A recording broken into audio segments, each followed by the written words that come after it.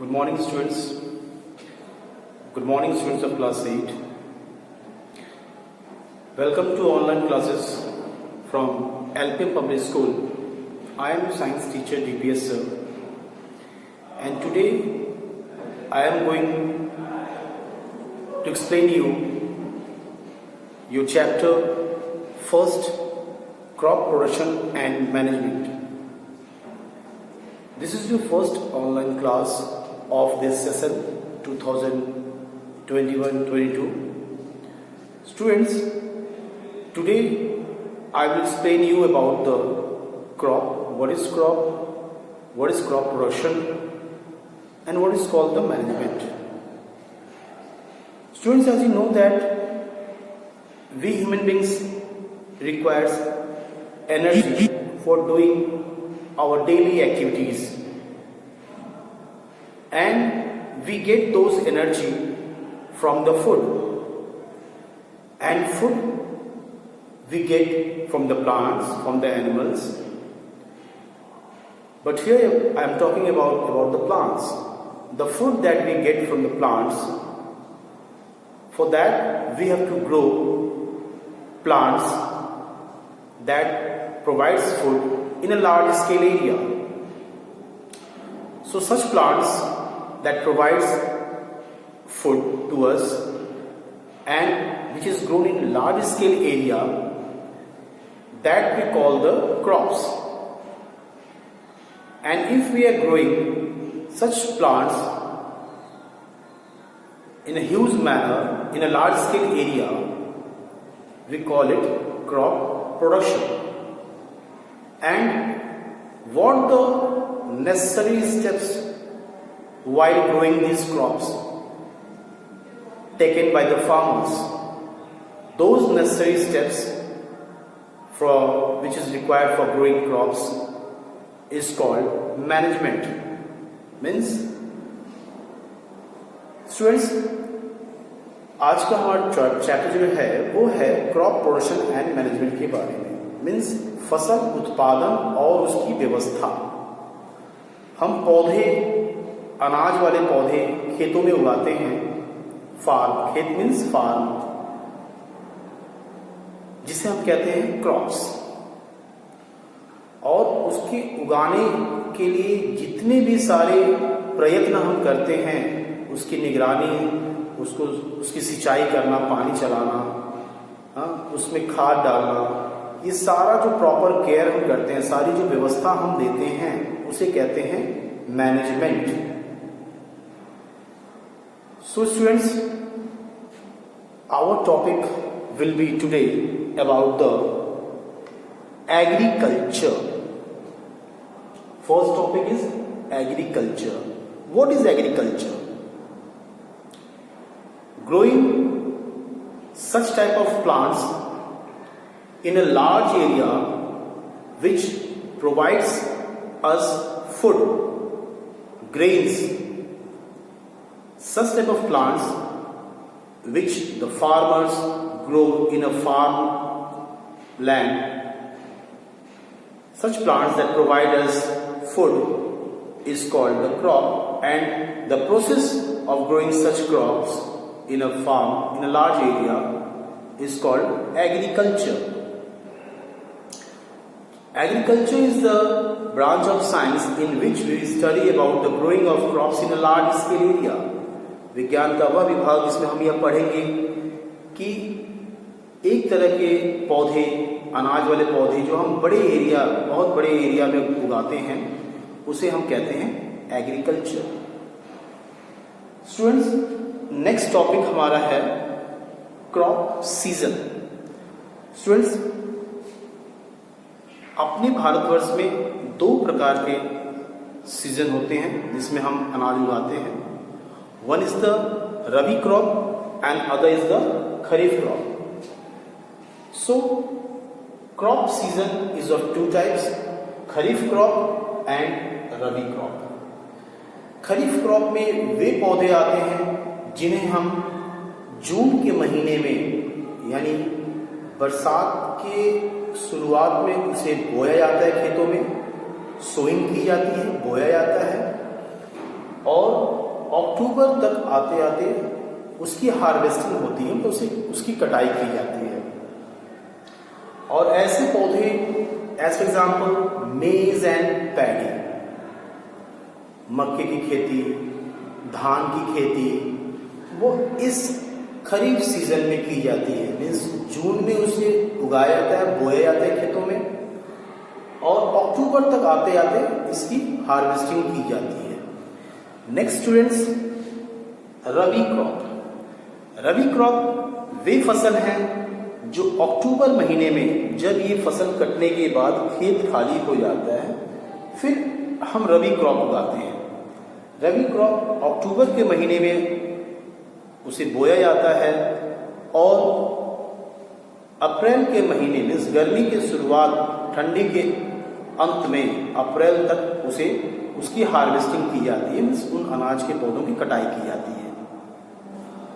और जैसे कि खरीफ रबी क्रॉप के एग्जाम्पल वीट प्लांट, गेहूं के पौधे, सरसों के पौधे, ये ऐसे पौधे हैं जिन्हें हम खरीफ रबी क्रॉप कहते हैं, जो आपके अक्टूबर के महीने में उसको सोइंग किया जाता है, बोया जाता है, उगाया जाता है और अप्रैल के महीने तक उसे हार्वेस्टिंग की जाती है। सो मैंने अभी आपको ये बताया कि एग्रीकल्चर क्या है, क्रॉप सीजन्स के बारे में बताया। अपने इंडिया में 2 प्रकार के क्रॉप सीजन हैं, 2 फसली मौसम है, 2 फसल वाले, एक आपके खरीफ क्रॉप, एक आपके रबी क्रॉप, मैंने बताया अभी आपको। Next come students about the agricultural practices. Agricultural practices, agricultural practices means खेती करने के लिए जिन जिन व्यवस्थाओं को हम यूज करते हैं, फार्मिंग के लिए जिन जिन तरीकों का हम यूज करते हैं, वे कहे जाते हैं एग्रीकल्चरल प्रैक्टिसेस। जैसे कि जब हमें बीज को, सीड्स को, किसी भी ग्रेन अनाज के सीड्स को जब हमें खेतों में बोने के पहले खेतों की मिट्टी को पहले नरम बनाई जाती है, क्योंकि those soils has become hardened, so that soil is loosened. First, those soil particles are loosened before sowing of seed. They are loosened, and the process by which the soil is made loosened, जिससे मिट्टी को नरम बनाई जाती है, उस प्रक्रिया को कहते हैं, that process is called the plowing. Plowing is the process of loosening the soil by tilling it. खेतों की मिट्टी को जोतना हल के द्वारा। Nowadays, tractor along with the cultivator, rotavator, there are such machineries nowadays used to make the soil loosen. So loosening of soil before sowing the seed is called plowing. Next, when the farmer plow the field, sometimes happens that one side it is not in level, one side soil has been taken and somewhere it has deposited in a higher area.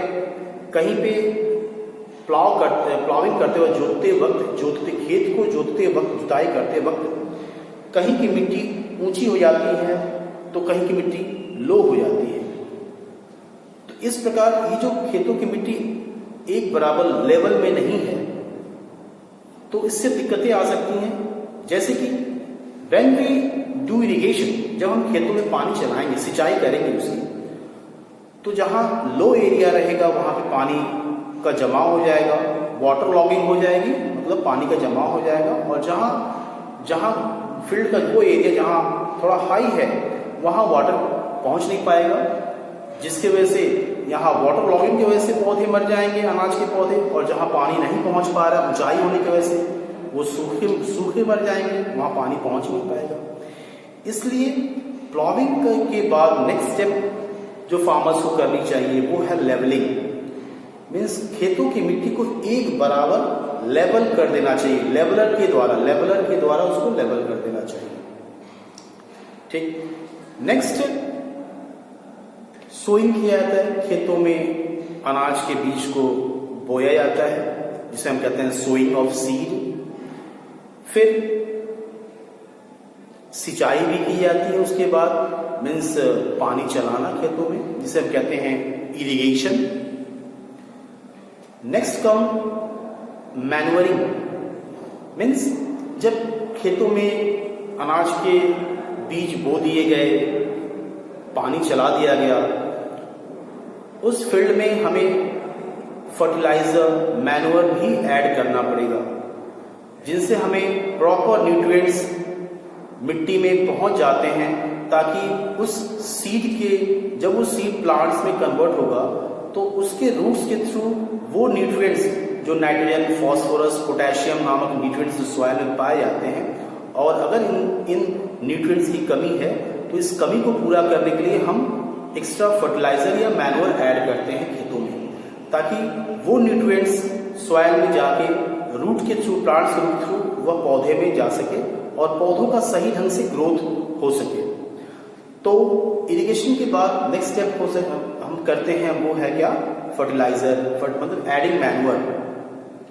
जब खेतों में हम fertiliser add कर दिए, पौधे grow करने लगे, उसके बाद हमें बीच बीच में प्रॉपर केयर करनी पड़ेगी। कभी कभी ऐसा होता है, sometimes happens that in between the main crop plants there is unnecessary unwanted plant starts growing. कुछ अननेसेसरी अनवांटेड प्लांट्स मीन्स कुछ ऐसे जंगली पौधे, खरपतवार सॉरी कुछ ऐसे जंगली खरपतवार वाले पौधे जो है उसमें ग्रो करने लगते हैं, जिसे हम कहते हैं वीड्स। उन जंगली अनावश्यक पौधों को, अनवांटेड प्लांट्स को हम कहते हैं वीड्स। उन वीड्स को हमें उन मेन पौधों से बाहर निकाल देना चाहिए, क्योंकि ये फिर कंपीट करने लगते हैं, अपने मेन क्रॉप्स को सही न्यूट्रिएंट्स मिल नहीं पाता है, सही सनलाइट, सही वाटर, सही मात्रा में वाटर मिल नहीं पाता है, क्योंकि उन मेन पौधों के बीच में ये अनवांटेड जंगली पौधे भी खड़े होने लगे हैं, ग्रो करने लगे हैं, और उनके न्यूट्रिएंट्स को ये खींच ले रहे हैं, उनके पानी को ये भी ले रहे हैं, सनलाइट ये भी ले रहे हैं, तो उनका कंपीट करने लग रहा है। और ऐसे प्लांट की हमें कोई आवश्यकता है नहीं, इन जंगली पौधों को हमें कोई आवश्यकता है नहीं। तो हम अपने मेन क्रॉप्स के बीच में ये जंगली पौधे ग्रो कर रहे हैं, उनको हमें निकाल फेंकना है। और इसको निकाल फेंकने के लिए या तो मैनुअल प्रोसेस है, जिसे फार्मर्स उसको उखाड़ के जमीन से बाहर फेंक देते हैं, या तो फिर उसकी दवा आती है जिसे हम स्प्रे करते हैं, तो वे अनवांटेड प्लांट्स जो है वह डिस्ट्रॉय हो जाते हैं, खत्म हो जाते हैं, नष्ट हो जाते हैं। उसे हम कहते हैं वीडीसाइड्स।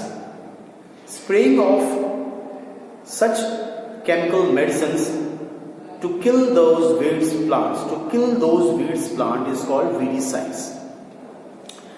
जब ये अनाज के पौधे थोड़ा और ग्रो हुए, उसमें सीड्स लगने का जब टाइम आता है, तो बहुत सारे पेस्ट, कीड़े उसके ग्रेन्स पे अटैक करते हैं उसे खाने के लिए।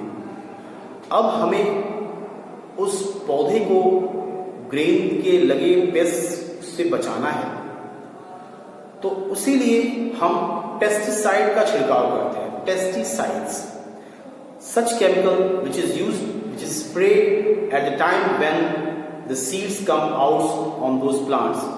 At that time, pest sits on that grains to eat them. So we should keep them away from those grains. For that, we purchase chemical pesticides from the market and spray on these crop plants, so that these pests might not affect those grains. Okay, students. Next, after that pesticide, when the plant is fully grown up, matured, the time comes when we used to cut the plant. And this is called the harvesting. Cutting of the grown fully matured plants is called harvesting. After harvesting, these plants are from its stalk, its grains are separated. उसके डंठल से उसके अनाज के दानों को अलग किया जाता है, और जिस प्रक्रिया के द्वारा उसको अनाज के डंठल से अनाज के दाने को अलग किया जाता है, इसे कहते हैं हम threshing. Threshing is a process of removing the seeds from its stock. When we make a bundle of these grains along with that stalk, डंठल सहित उसके एक बंडल बनाएंगे, बोझा बनाएंगे और उसे थ्रेसर मशीन में डालते हैं। थ्रेसर मशीन क्या करता है, उसके स्टार्च को स्ट्रॉ भूसा बना के उसे अलग फेंकता है और अनाज के दानों को सेपरेट कर देता है उनसे। अब अनाज के दाने जो थ्रेसर मशीन के द्वारा अलग किए गए वो पूरी तरह क्लीन नहीं है, उसे हमें क्लीन करने के लिए फिर उस अनाज के दानों को विनोइंग प्रोसेस से पास कराना होता है। विनोइंग प्रोसेस क्या है, थ्रेसिंग के बाद जो अनाज आए उसमें अभी भी हस्क, कुछ डस्ट पार्टिकल्स, भूसी वगैरह उसमें सम्मिलित है, मिला हुआ है। इस ग्रेन्स को हम फिर एयर के ब्लोइंग के थ्रू, मीन्स एयर की दिशा जैसे बह रही है उसके अपोजिशन में खड़े होके इस अनाज को किसी बर्तन में उठा के उसको स्लोली गिराएंगे और हवा के प्रेशर से उस अनाज के ग्रेन्स में जो हस्क होंगे, जो भूसी होगी, वह उड़ के दूर चली जाएगी और अनाज की ग्रेन्स को हम इस प्रकार से उसके हस्क से विनोइंग के प्रोसेस से सेपरेट कर लिए।